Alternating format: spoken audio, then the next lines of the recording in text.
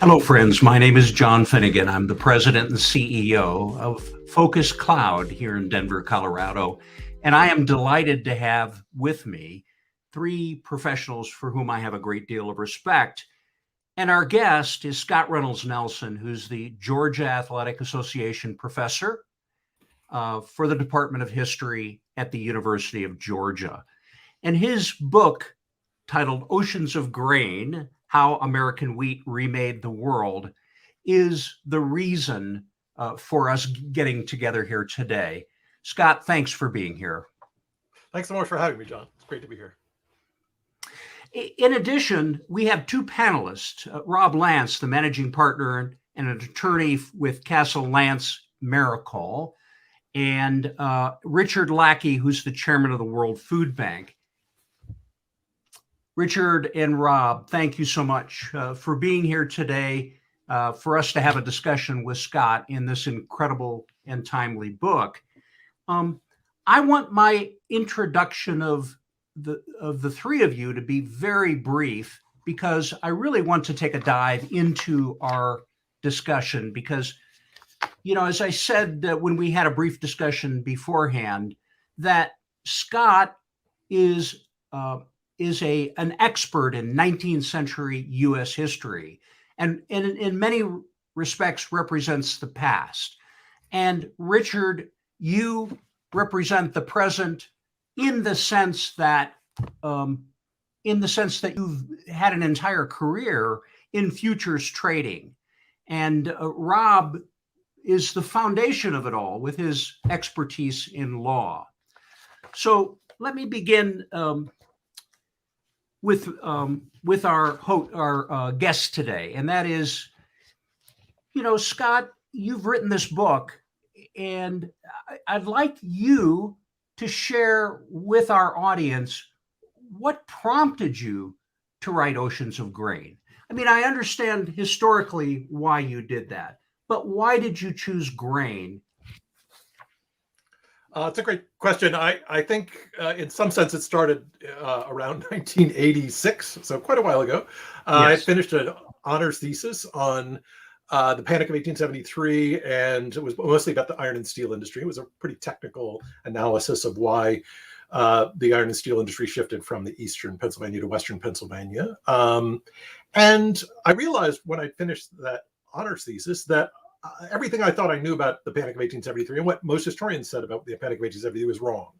That this was a financial panic that had very little to do with Jay Cooke, very little to do with railroads, very little to do with the standard list of things, and it had a whole lot more to do with international trade, a rapid arrival of American wheat, a rejiggering of international trade networks, and so that question kind of was buzzing around in my head for quite a long time. So I wrote a bunch of other books, Legend of John Henry, all sorts of other things. But this is the book that's been my white whale. It's been the book that I've tried to kind of get my head around what caused this financial panic and really what changed about the world in the particularly the Atlantic as for the first time in quite a long time, international trade networks drastically changed. And it's the timing has been strange because it had a lot to do with Odessa, it had a lot to do with Ukraine, it had a lot to do with food, and all of a sudden, after I finished the book, all of these things are in the headlines. Well, Scott, let's bring on Rob Lance now. Rob has 30 years of experience in commercial litigation, also the transactional side of business. And he's an insolvency professional. And the two of you, in a brief discussion beforehand, Scott, you mentioned, and this was unexpected to me, that those bankruptcy documents from the past were really a great source of history for you. So, Rob, thanks for joining us. Thanks. Well, yeah, the other thing I was going to add is I also am a transportation logistics major from Iowa State, and there's two things that I think Scott and I have in common is he apparently enjoys reading bankruptcy schedules. My my very first bankruptcy experience was because I had a transportation logistics background, and I actually began work with the Department of Justice during the period in time after Reagan essentially deregulated all of the transportation industry. So the spoke and hub network that we now have for airlines, which is actually beginning to dissipate. We're going to have more direct routes to more different locations. That was all created then, along with a lot of the consolidation of bankruptcies around the trucking industry, because some of the smaller farm and smaller trucking companies just didn't make it through deregulation. The thing that is fascinating to me, and Scott, I'd like to ask you some, just to inquire about it. The thing that fascinated me about the book was these things that we call the black paths, and the trade routes that you discuss. As I was also explaining before this call, I also do quite a bit of international legal work, and one of the key things that we try to facilitate, at least in my firm, and I know several other lawyers do this in the country, is to facilitate transactions such that there is, I think you refer to it as less friction. Right. Yeah, and the black paths is, to me, the essence of where we are with our national highway system and everything else, and the history goes back there. If you could explain for the listeners what is meant by the black paths, and kind of how that facilitated trade, especially with respect to Russia, Ukraine, and what. Let's bring Richard Lackey on so that he can join the conversation as well. Richard is a serial entrepreneur with a very unique background, almost 3 decades as an active trader and fund manager, and he holds 8 different security licenses in equity, options, and futures markets. So, I'm just so excited in the conversation we're going to have as Richard joins us as well. Thank you, Richard, for being here. Thank you. Delighted. Thank you so much. All right. So, Scott, you want to dive into Sure. What are the black paths? Chorny shlaki is the Ukrainian term for them, and there's descriptions of these routes that go back to the ancient world. So in the 1860s, a folklorist came and interviewed a bunch of people who are called these people who deliver goods, primarily grain, over long distances, and what they said is that these black paths are ancient, and that the route by which you get goods down, from basically the Baltic Sea to the Black Sea, these routes are, and the Chumaki that carry them have been carrying them for thousands of years. Tens of thousands of years, they said, with absolute certainty, that these routes were tens of thousands of years old, and archaeological evidence now suggests that in fact these grain traders these people who were delivering grain were right, that there were these paths that are older than civilizations, older than empires, and the paths along those paths is how empires build up. And so we already have existing trade networks that go back at least 5,000 years BC, and those trade, and we now know that because we can trace through next generation genomic sequencing, we can see that this trade is taking place long before there are any empires, before writing, really.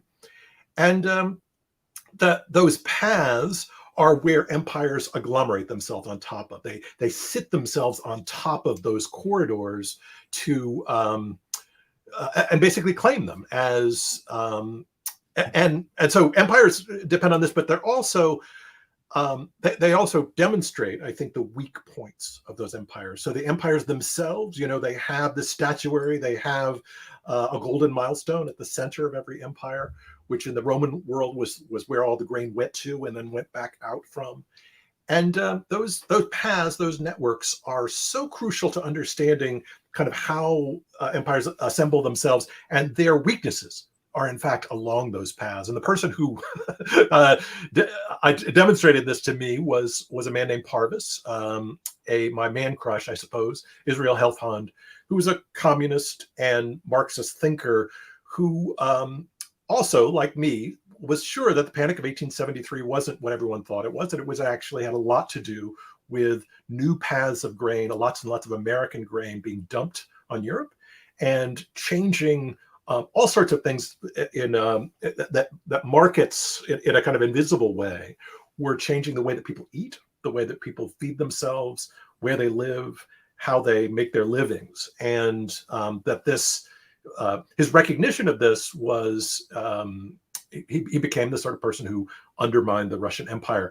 Now, this is just a thinker, but it turned out that Israel Helfand, Parvis, is also the person who persuaded the German government to send a SEAL train of Bolsheviks to the Finland station to start the Russian Revolution. He was the architect of the Russian Revolution, and he did so in part by following these black paths and seeing where the weaknesses of empires were. It's as I read it, the first person I thought of was Rupert Murdoch. He was sort of like the Rupert Murdoch of his day Right. in so many respects, including and especially his communication skills.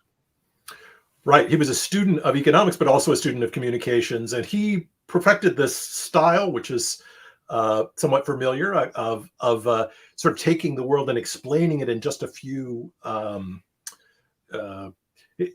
lines,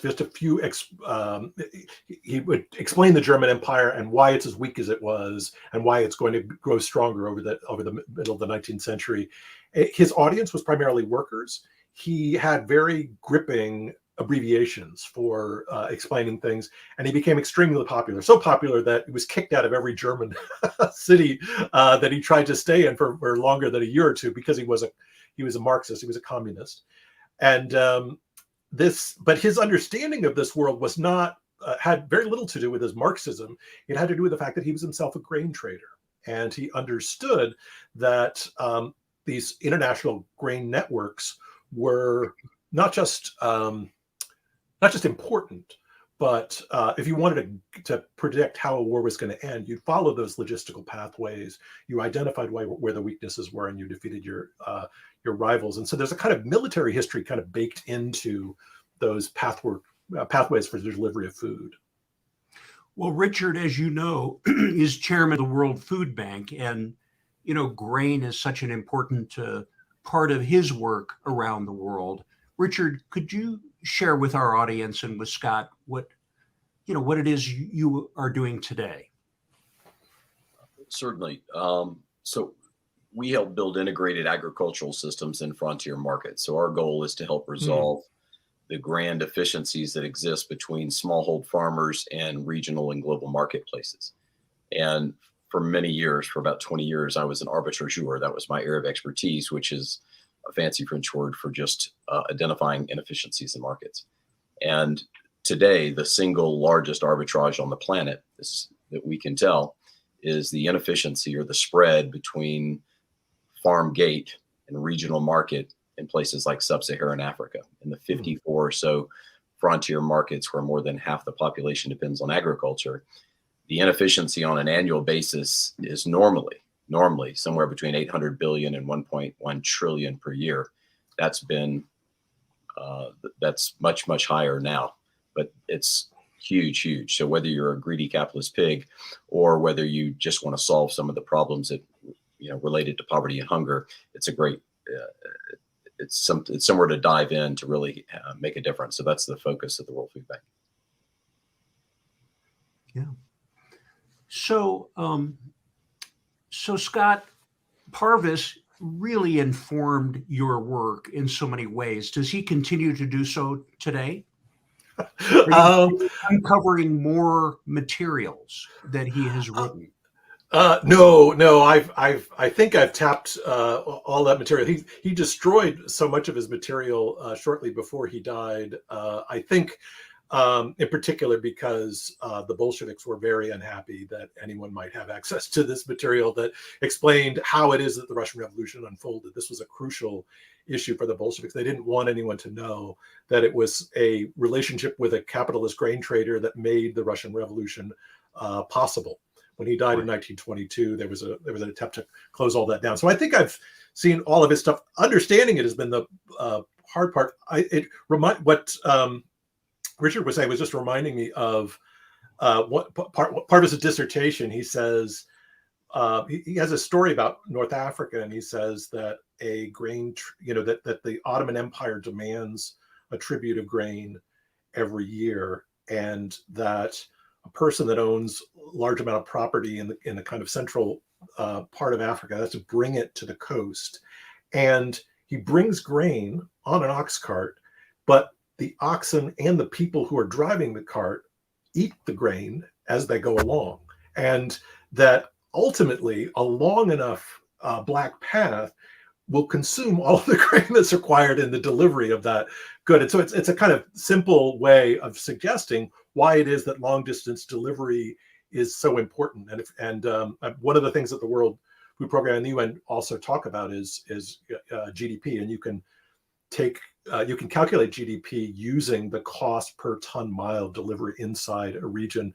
You multiply it by something like 870, the cost per ton mile in a region, and you can get GDP, and vice versa. It's a 0.9 correlation, which is like nothing is a 0.9 correlation. It's an amazing correlation. So places that have slow delivery routes across their countryside are places that are poor, and places that have fast delivery and cheap delivery, not so much fast, but cheap delivery, have much more integration. If you think about those pathways as being like the heart, right? The blood vessels of the heart, bringing nutrients back and forth, then the strength of that institution is ultimately how quickly you can move goods from one end of that country to another.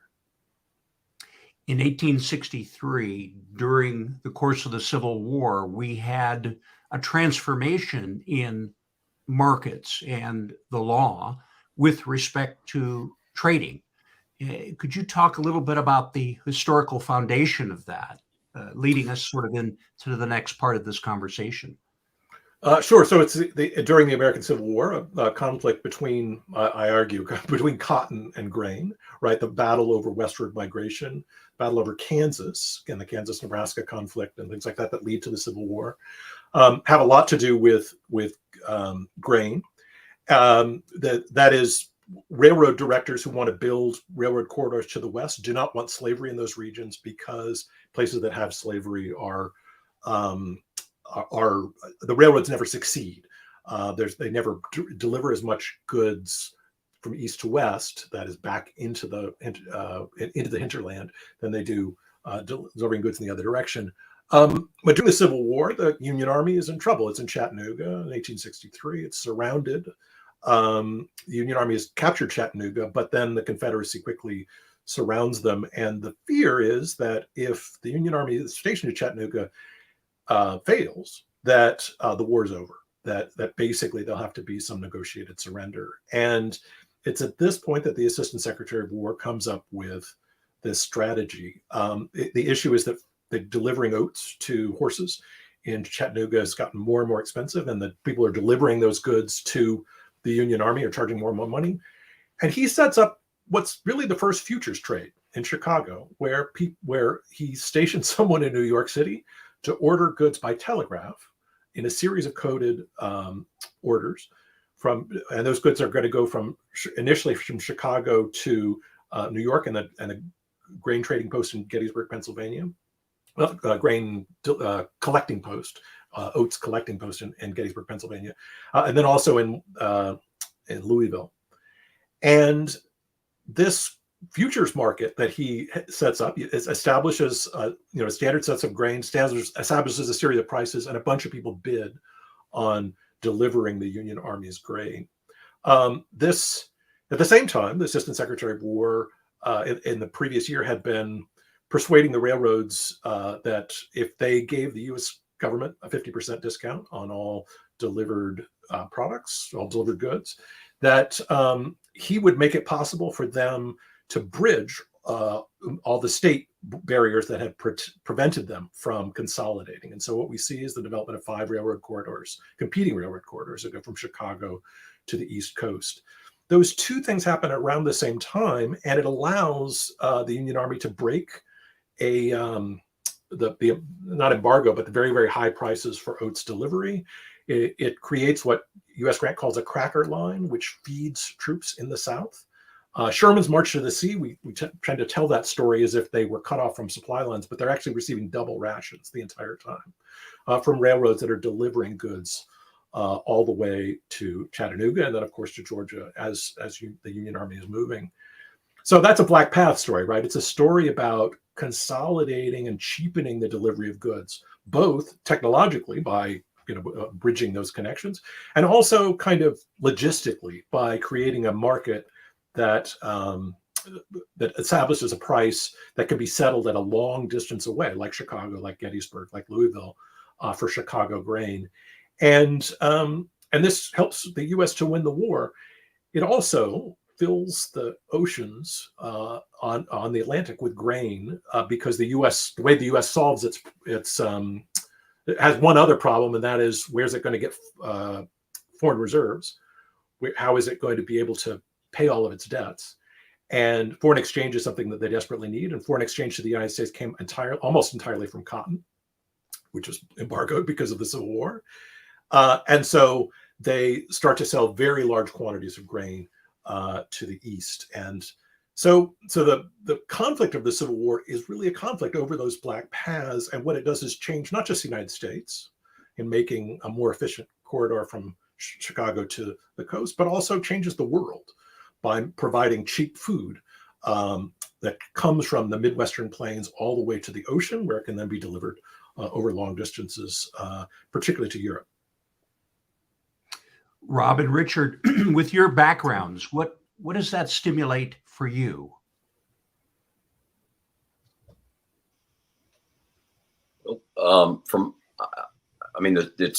It's one of those where history continues to repeat itself in many ways, right?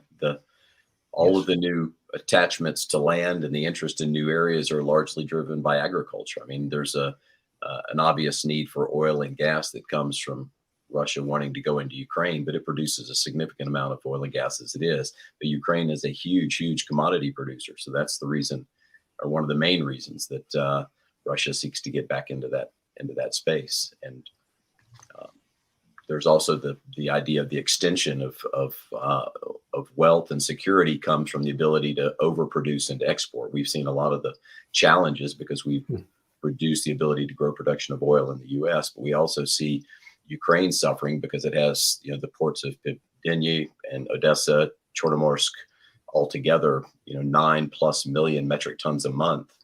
And when that's all held up, you get a lot of problems. And until when those pathways are created, it's like a highway. Everyone gets used to using them. And when all of a sudden you cut off a highway, there's not a lot of the side roads for places to go. To use your human anatomy analogy, that's when you create an aneurysm, right? You have a lot of increased pressure on major arteries because the other ones can't maintain the new pressure. So we have storage capacity fills quickly, excess grains rot. We have the poor and middle class, and especially the SME businesses that suffer the most because they're the last to get the products along the road, so they can't do their business. And if they can't get it back to export it or move it across other lanes, other travel channels.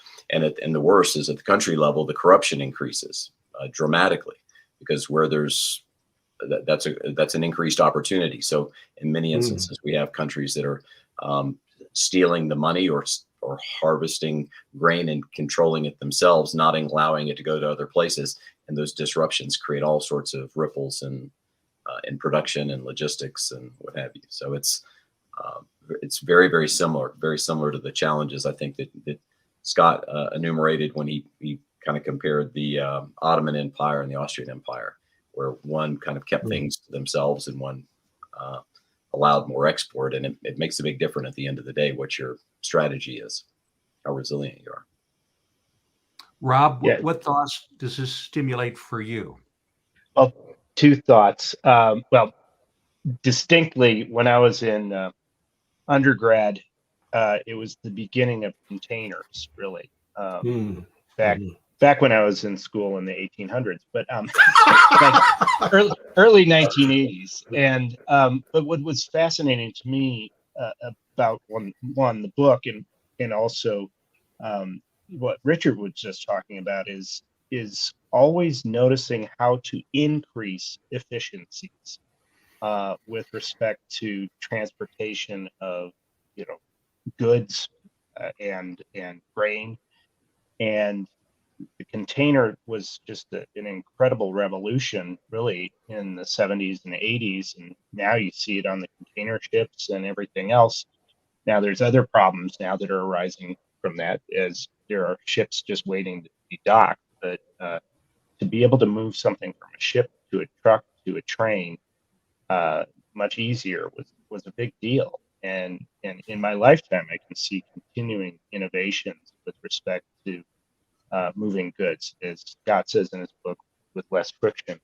The other thing that, and it struck me with respect to Ukraine, when you realize, and I'll let Scott speak to this a little bit more, but when you realize the importance of Odessa and really the access to the Black Sea, and then you made me pull out my globe the other day just to look at the restrictions to getting to Odessa. I mean, you've got Turkey on the one hand at one narrow area, and then you've got these continuing narrow areas to get in so that they have a port that's easily accessible.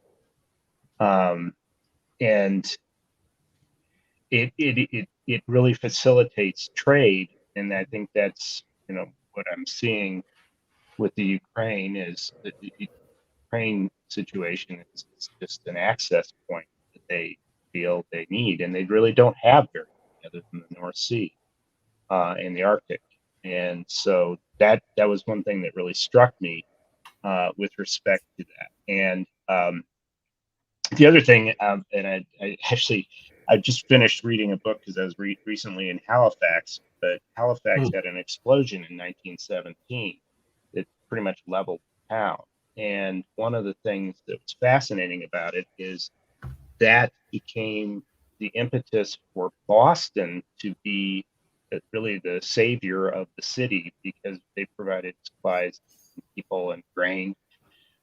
When Montreal and some of the other land situated areas Canada couldn't get to. And it was because of the facility that Boston was so fast to get to by boat. And so when you're looking at, from my perspective, facilitating trade is kind of what I work on daily. And when you can get the routes, and that's the other thing is in Scott's book, and I'll stop in a second, but he talks about Chicago being the Odessa of the United States, basically. And when you look at the map on that, you need to thank God that Canada's our friend. No, I mean, because you can't get there. And so you see these world situations where you can literally stranglehold a country because of lack of access to transportation. So I'll leave it at that. Those are the two things I noticed. Scott, your thoughts? Yeah, wow. This is fantastic. So yeah, it's right. Containerized shipping is the revolution that changes New York, right? But it also it changes much of the South as well. There had been all this pressure on the interstates that had, which initially was part of the attraction of containerized shipping. But the other is that you can quickly put things in a container and then lock them, which is, rather than having to jury rig everything to make it sit properly on a ship, it makes you can stack those things and deliver them over long. So the modularity of that transportation is vital, and then just the opportunities, the places that in the 1870s or 1880s it was Sears Roebuck that that facilitated the rapid delivery of goods. Chicago became but because there were all those railroads in Chicago, it could facilitate the collection of the distribution of catalogs, the collection of those things, moving them around, them setting them out. Amazon is the kind of 21st century version of Sears Roebuck. It's a very similar process where you're gathering things together and sending them out, identifying distribution centers. Google and Amazon, all these other places, those nodes are the things that they're worried about. I can tell you for sure, as a former network engineer, that the thing you fret about is those nodes going down, because that all of the internet depends fundamentally on the communication between those nodes and balancing load and things like that. So I suppose that thinking about putting those, I guess, Parvis goggles on, seeing distribution and delivery as being the most crucial thing for understanding, the wealth of a society, means that supply chains and all of these things that we've suddenly become interested in have been part of our world for a very long time. They're ancient, and when we start to look at the world and look at world crises through these conflicts, we start to see them differently. World War I and World War II look different if you start to focus primarily on how it is that Britain eats, right? And where is it going to get its food from? And that's a serious problem in both of those wars. And Germany understands that very, very well. That starving Western Europe is something that it was in a position to do in World Wars I and II. So and then of course Russia, thinking about Chicago as the Odessa of the United States is also important, because there's a lot of American history that tends to view the U.S. as a kind of unique place, and it's not. There's a lot of borrowing of ideas, and it's really Catherine the Great's idea that you build a port on the plains that's in deep water, and you can sell grain to the rest of the world. That's Chicago. It's not. She was the one who figured it out and kind of made a very expansive Russian empire out of it. And this is where we are now in Russia. Is that Putin, whose specialty is actually, I read his master's thesis the other day, and it's all about critical commodities and control of those commodities, and what he calls the agro-industrial complex.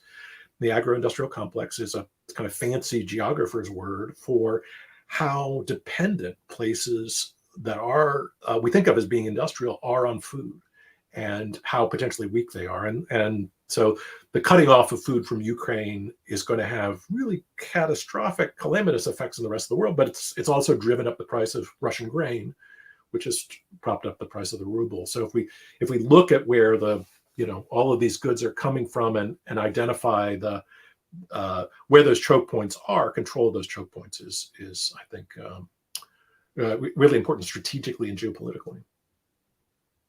Scott, I forgot to mention to you that Richard is an alum of the University of Georgia.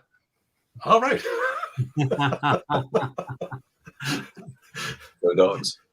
Go Dogs, right? I'm the Georgia Athletic Association professor of history. Actually, that the Georgia Athletic Association pays part of my salary so that I can travel around to Ukraine and these other places to do my research, which is great. But I wish I knew more about sports, because I understand that Georgia did something very important in sports ball, but I'm not exactly sure what it is. You're not exactly sure.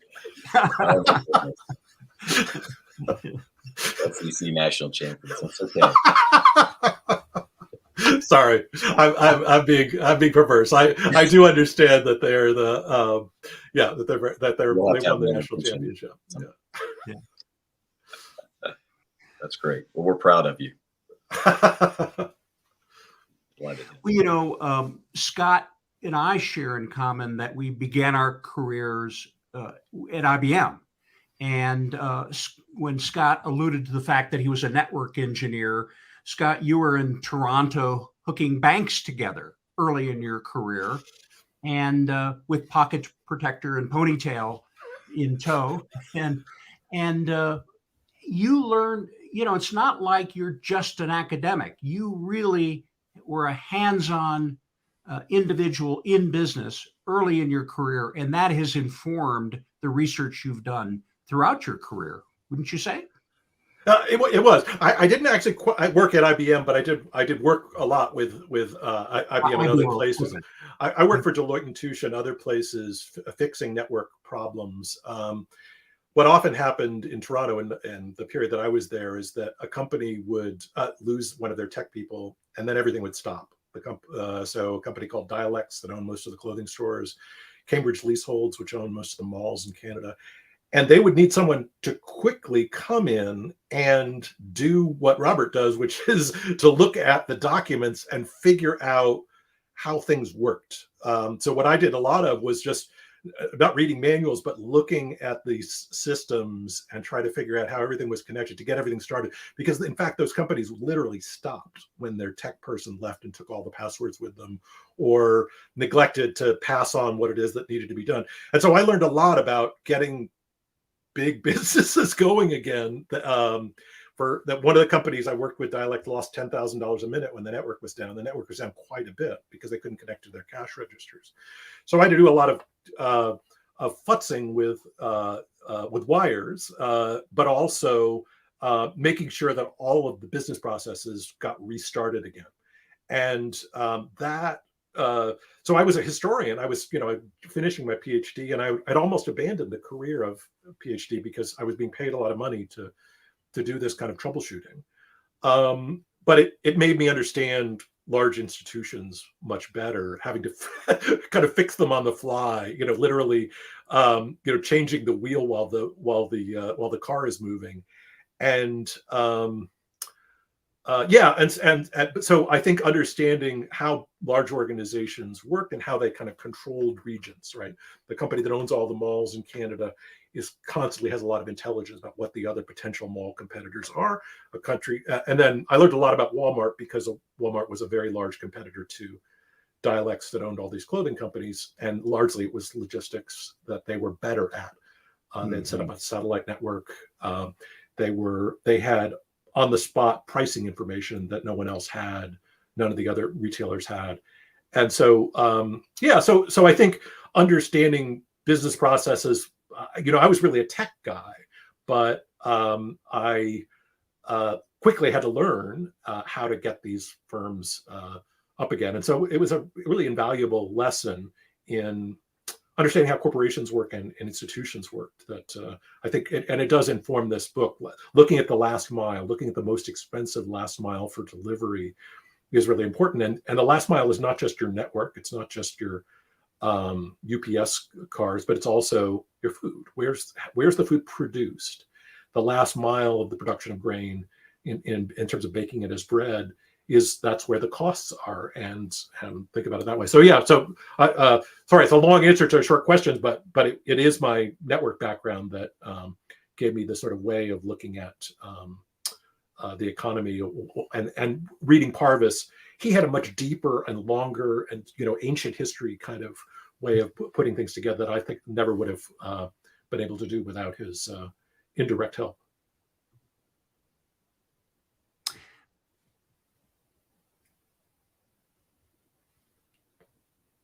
You're back. You went away for a moment. I think. Oh, I'm sorry. No. At my end, you guys went away, so you disappeared for a moment. One of the things that, Richard, I'd like for you to do for Scott, Rob, and for our audience is to explain the technology that enables the work that you do with food, and I think that'll take us to a new place in our discussion. No, I'd be delighted. I think throughout the book, you see this issue, and we see it as much in military studies as well, right? When, we knew for months in advance, at least 3 months in advance, that Russia was likely going to invade Ukraine, slowly moving troops to the front, slowly moving things. You cannot go all the way across the entirety of Russia and just move forces there and start attacking. You have to have a food line. You have to have supplies. You have to have fuel. You need all of those things. So it's the ability to create logistics to keep those supplies feeding that. It's like a wound that has to be fed so that it can heal. But obviously it was to create a new wound, perhaps, but all of those supplies need to be there. And the challenge is not only do they need to be there, but they still need to be in good shape. And over the course of many wars, the Civil War being an example of that, many of the wars in the ancient world, from everywhere from Portugal all the way into Asia, we saw the issues that and talked about some of the pathogens and that were throughout history that Scott mentioned. And those pathogens follow the food and they create a lot of other issues. So the ability to be able to store food or the lack of the ability to store food has effectuated change and strategy for millennia.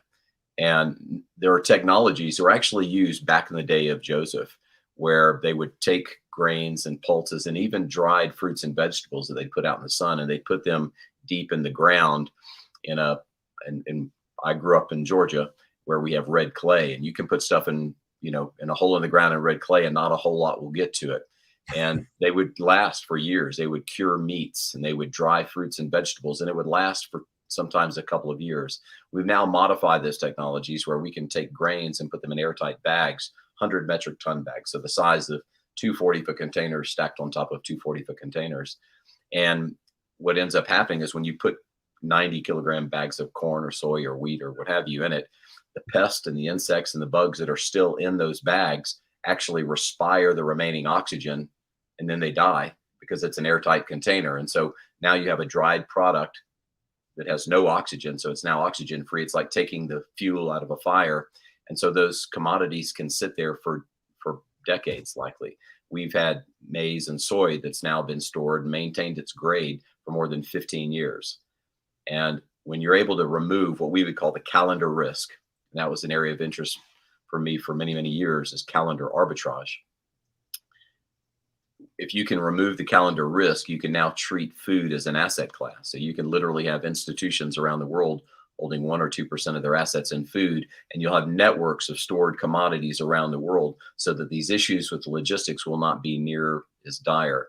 So that there's stores of commodities when there's internally displaced people, when there's refugees, when there's a natural disaster, those products will be there so that they can get to where it's needed in short order.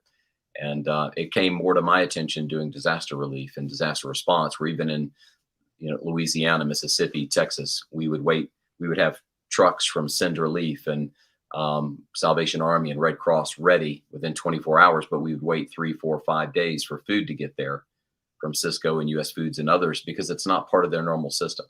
And you have to wait for them to move things around and manage the logistics to get those commodities there. We have the technologies that never should have to happen again.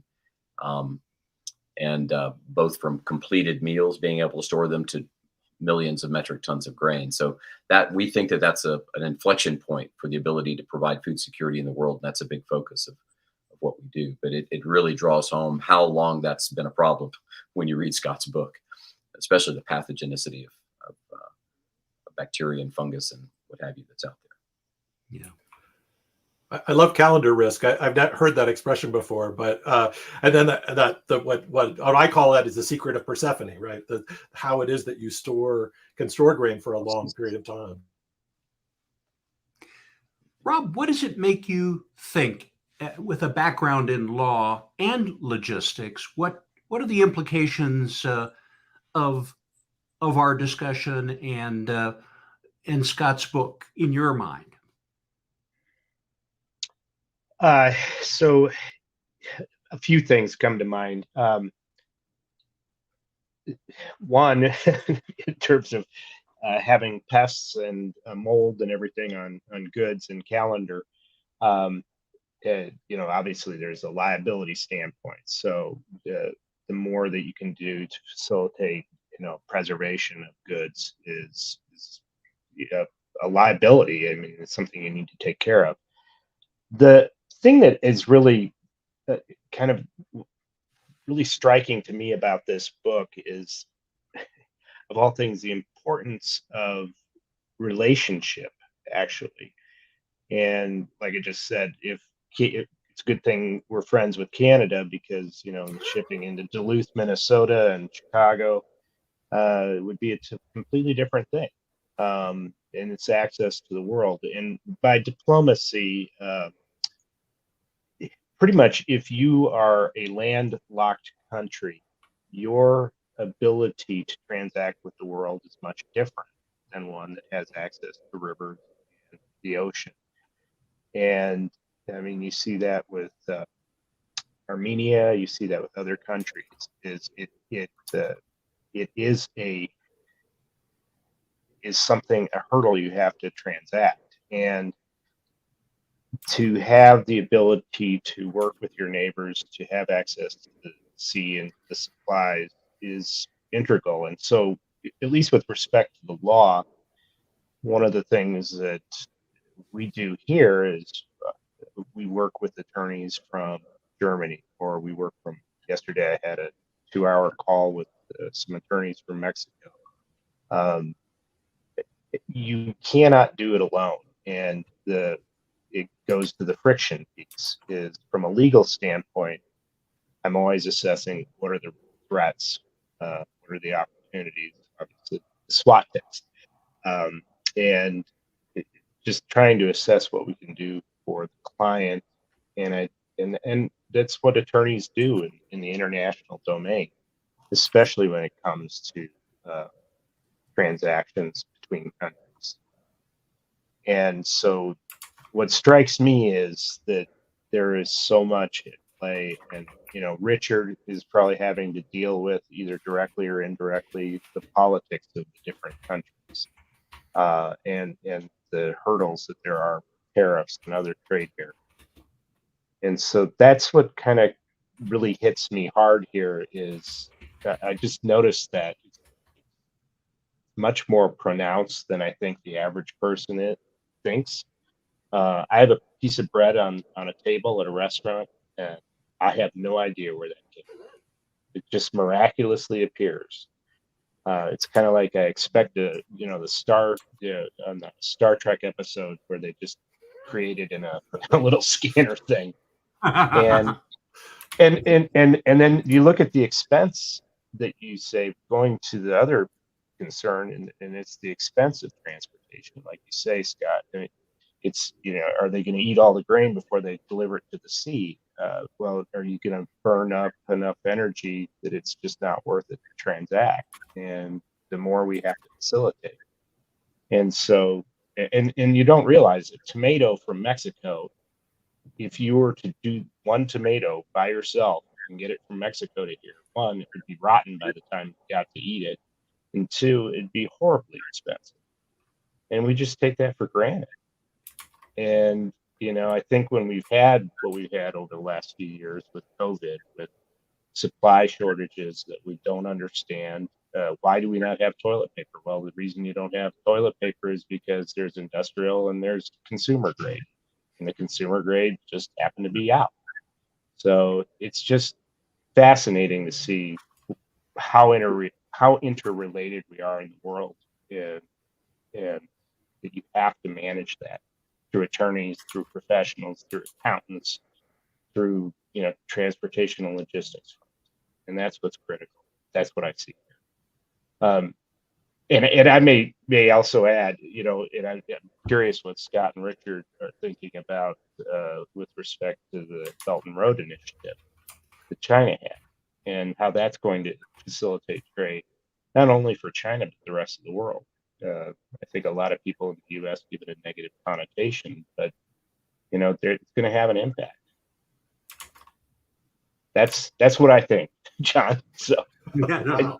I'm a lawyer, so I can't not talk. So just bouncing off of that a little bit, I hadn't really thought, when Richard was talking about corruption, I hadn't really thought of corruption as a friction, right? But it is kind of, right, that corruption, it kind of formally is it's something that's paid to get something that's something you have to pay to get something from one place to another, just like you'd have to pay to get into a country and things like that. But yeah, so kind of thinking about this delivery, a friend of mine said that he didn't like to eat in Chicago because so many of the restaurants, he could hear in his mind the beep, beep, beep of the Cisco truck in the back. And, there are only so many ways that you can take, the Cisco food that's delivered and turn it into distinct and different meals, right? The beauty of Cisco and all of that delivery system that Richard understands and that the rest of us take for granted is that cheap food is really important. It's really important for industrialization. It's really important for understanding why it is that we have a consumer culture in the United States, why it is that we can afford iPhones and other places can't, is because our household expenditure for food is something like 30 to 40% for the average American, something like 30%. And in much of Africa and even in Russia, which is actually should be surrounded by food, has lots of cheap, it's more like 70 or 80%. And in North Africa, it's 80%. In Russia, I think it's 50%. Richard knows these numbers, I'm sure, better than I do.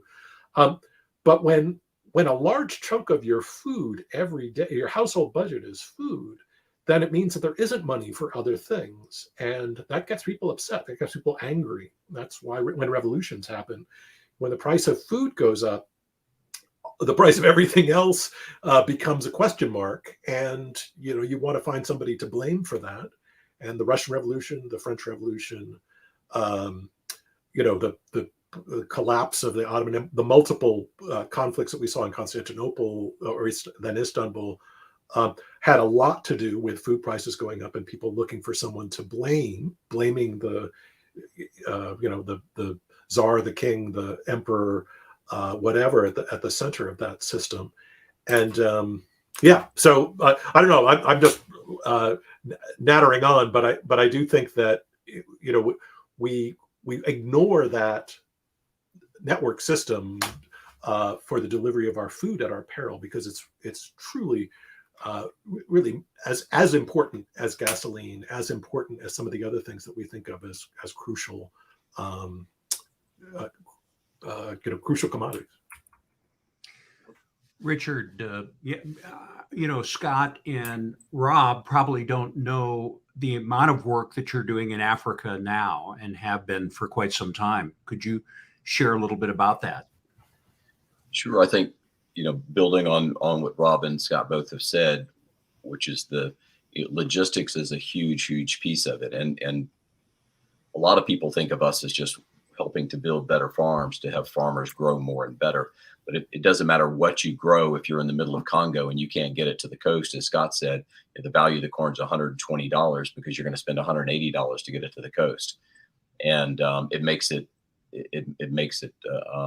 difficult. It turns that into a subsistence farm model versus anything else. So you end up having to increase the value of everything you grow as you move closer to the center of the continent. The more you're able to reduce the number of hours for shipping from the center of the continent out, the lower value commodities you're able to bring out there, and you're able to increase production. But if people cannot be fed efficiently, you'll never build a sustainable middle class. So they have to get to the point where they need that. So for us, a big part of what we've done, and I guess what I champion, they say the squeaky wheel gets the grease. A lot of the reasons that I work where I do is because I complain about the ways that we do things normally. And one of those issues is that we as governments, as agencies, as NGOs, as DFIs, spend hundreds of billions in the trillions now over the past 60 years in trying to improve specific issues, what I would call project and program based, where the quality of seed is poor. It is.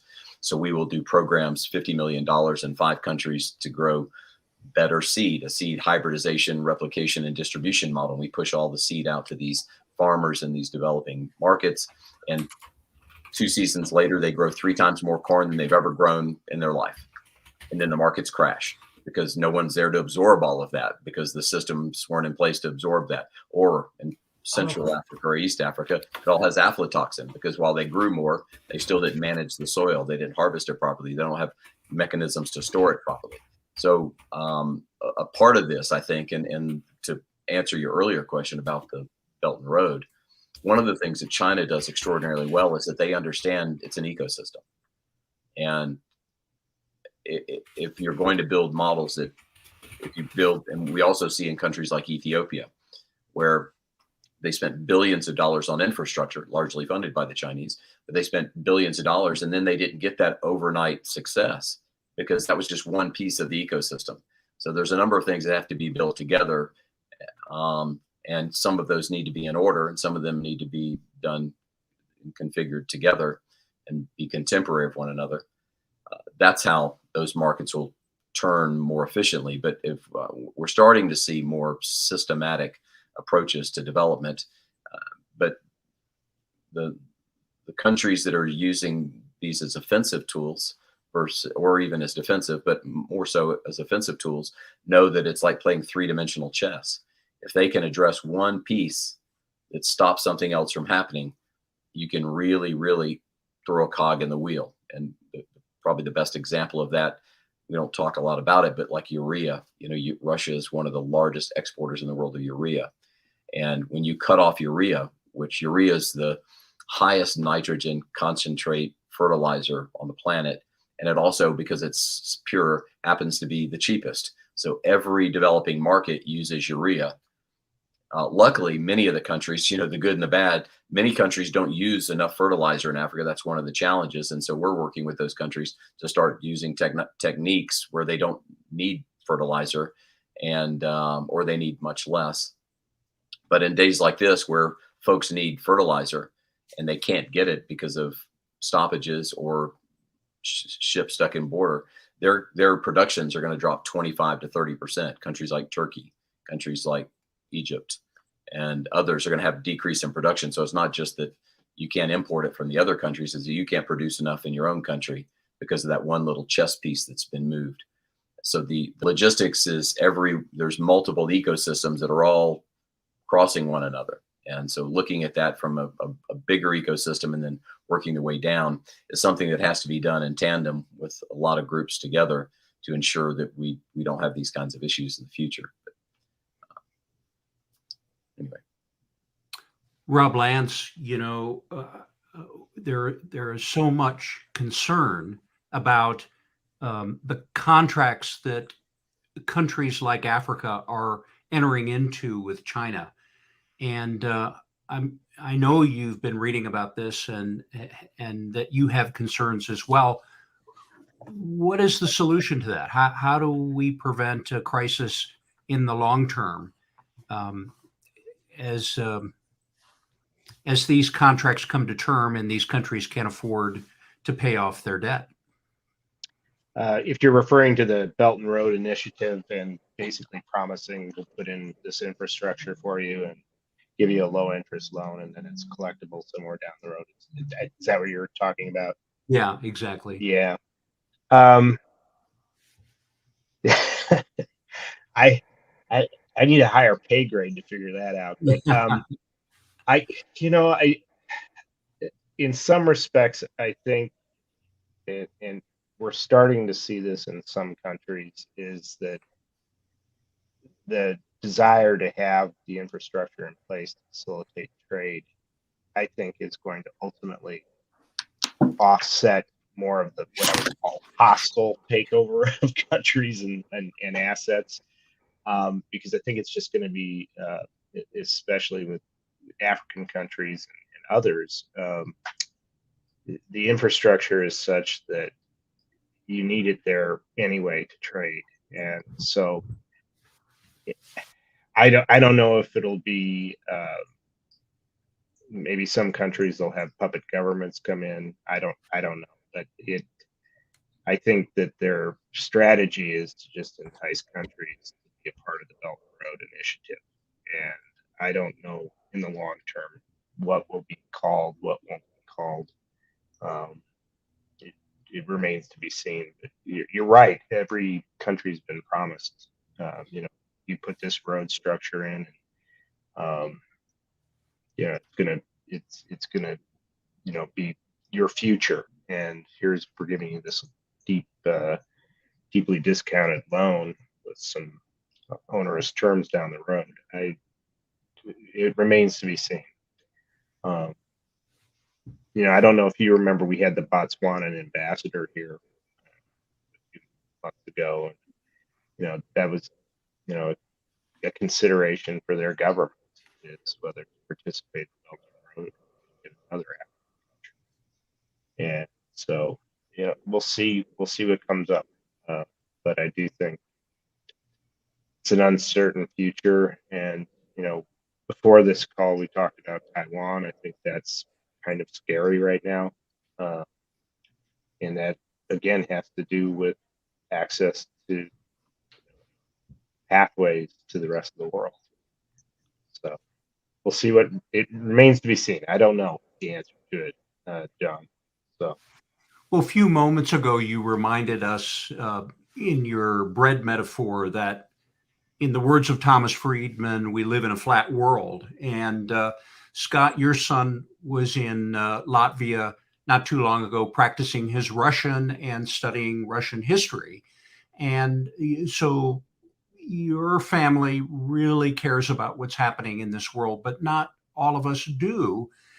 It's one of the initiatives and one of the reasons for, Rob leading us here in Colorado with the Denver Council on Foreign Relations to try to stimulate that interest and to provide knowledge so that we become better decision makers.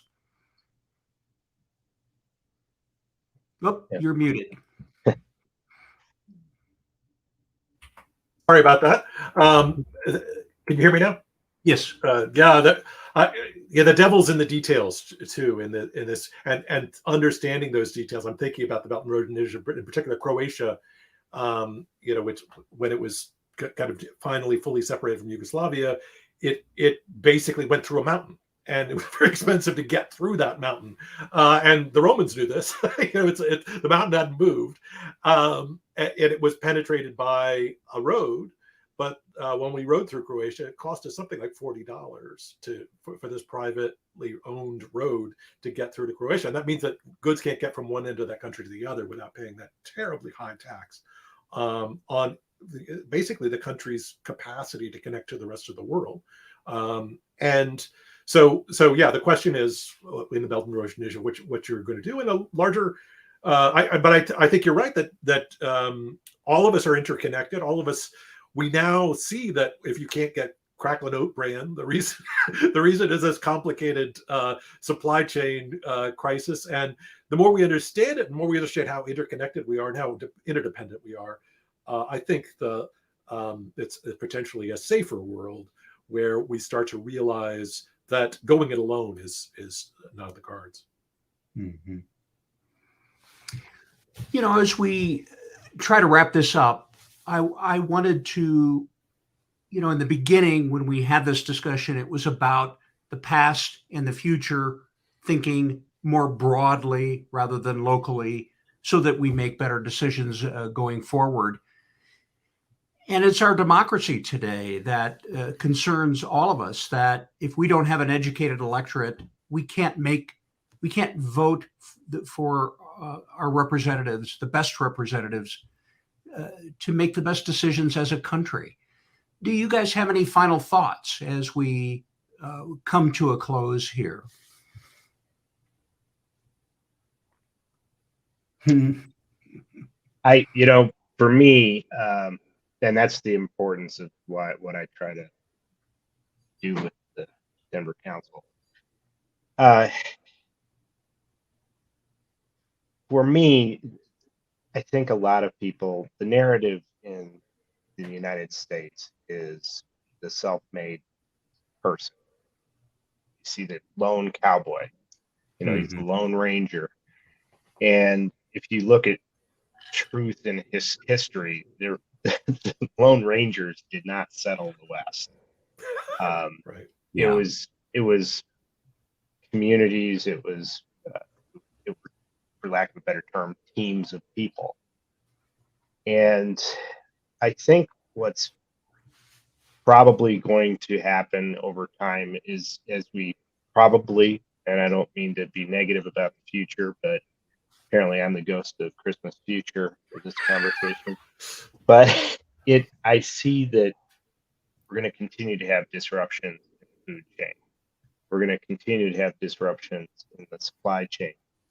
And as we start to get hungry, in other words, we can't get the goods that want, I think that's where an enlightenment may come, or a revolution.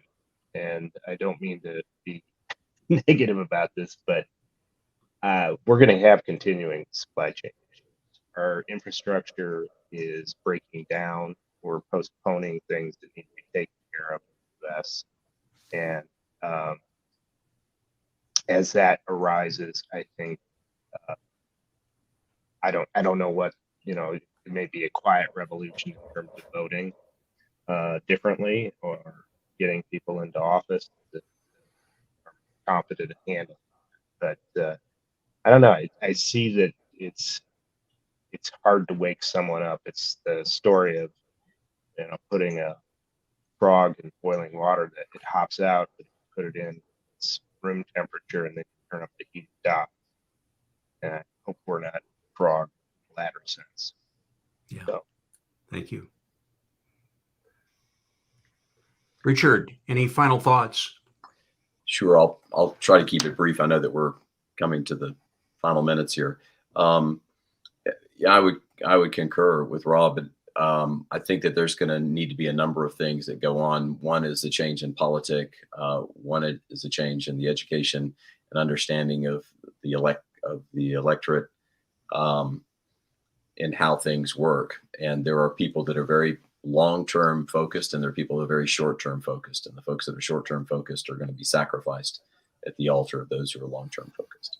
And those countries that are willing to sacrifice over the long period are also taking advantage of that point of view for other countries that want help today, and they're willing to sacrifice their future for today.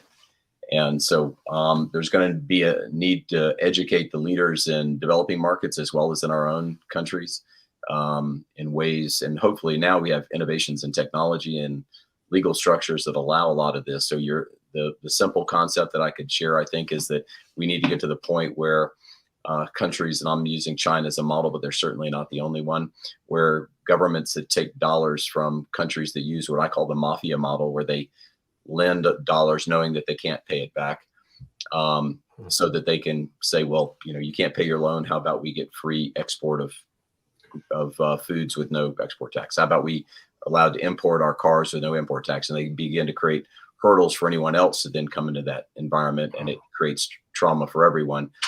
If we can get to the point where that guarantee, it's for you and I, we go to the bank and say, I want to borrow $1 million. The bank wants you to prove you can service that loan. The opposite side of that model is loaning you money that they know you can't pay back, so that they can take power, because they don't care as much about the money as the power. We've got to get to the point where we tie those lenders into having the same goals. If they think that you can increase production, then they get paid back based on that production. It's almost what in the US we've experimented with for the past 20 years in performance bonds. We almost need to have performance lending, where folks, they come alongside us. If they put in dollars and the results are what they say, they get paid back plus a premium. If they don't, then they don't get paid all their money back. That's just one thought of many, but I'll leave it there. Thank you very much. And Scott, I'm a fanboy. So I love what you're doing, and we need more books. We need them as part of the normal educational facility for everyone that goes through economics or business or anything. So thank you for doing what you do. Thanks so much. It just occurred to me. I know we're probably past the wrap up point, but it reminds me of the Ottoman Public Debt Association and the Chinese Maritime Trade Association. Both of those are organizations that provided bonds, but the cost of those bonds was much, much larger than either China or the Ottoman Empire realized, and arguably caused those empires to collapse, is because they took control of basically the fiscal infrastructure of those institutions and became dug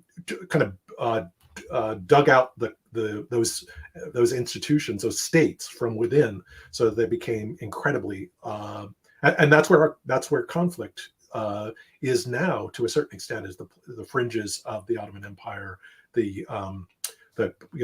what constitutes the range of the old Qing Empire. And so what's the cost, and what is the cost? If we think about a bond as a story about the future, we really need to start thinking about the future, and not just leaving that for somebody else in the future to deal with. I'd like to end with where we began, that I have enormous respect for all three of you and the work that you're doing. And I appreciate you taking the time to come together and to meet. Scott, we're looking forward to having you come to Colorado in October.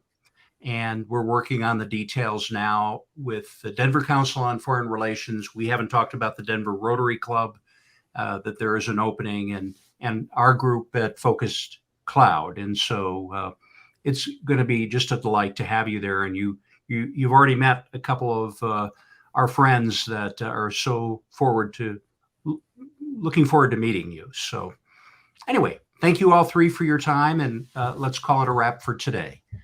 Thanks and so much. have a great day. Thank you for having me.